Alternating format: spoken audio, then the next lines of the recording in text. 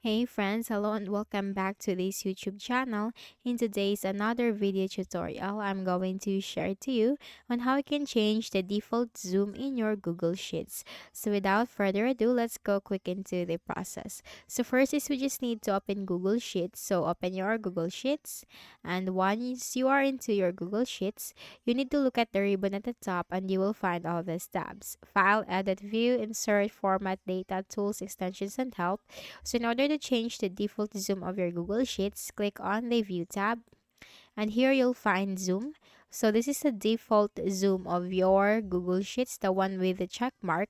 So in order to change it, you just have to simply choose from the choices other than the default one. So let's choose 150% or 200. Now let's go with 200%, and that's it. That's how you can easily change the default zoom of your Google Sheets. So you notice that it has been zoomed, okay, more than the default one.